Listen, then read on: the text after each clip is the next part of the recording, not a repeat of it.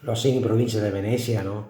Allora te vede che è un tipo che entra dentro in farmacia, ma va dentro, no? Mani che tirate su, mani in avanti, dei ben verdi, no? Lì si mette in coda in mezzo alla gente, no? E comincia a guardarlo, no? Sto qua, ma così, verdi in avanti, no? Cosa fai sto qua, man verdi in avanti? Ma che cosa devo fare sto qua? Tacca a pensare, no?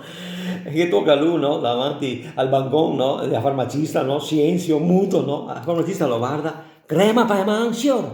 No, dottoressa, voglio 10 pastiglie di Viagra.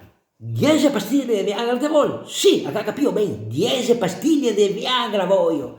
Che domani se deve arrivare un aereo, qua il Marco Polo, da America, e se deve arrivare carico di americane, che arriva direttamente da Miami, 160 di loro, e che faccio vedermi chi che sono, e Stallone Veneto, e che mi faccio a me bella porca figura, sala.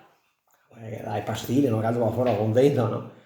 E il giorno dopo te lo vedi arrivare di nuovo dentro ancora la stessa farmacia, no? Si mette in coda, no? Mani davanti, mani che tirate su, silenzio, no? Tutti che lo guardano, ma guarda che la sa elemento, ma dove devo fuori sto qua?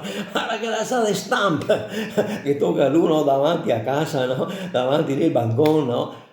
La dottoressa, ancora guardi sì, dimmi che ti vuole altre 10 pastiglie di Viagra, mi ricordo di te che ti segno qua ieri. No, dottoressa, voglio crema Paeman, l'aereo non si migra per la sala.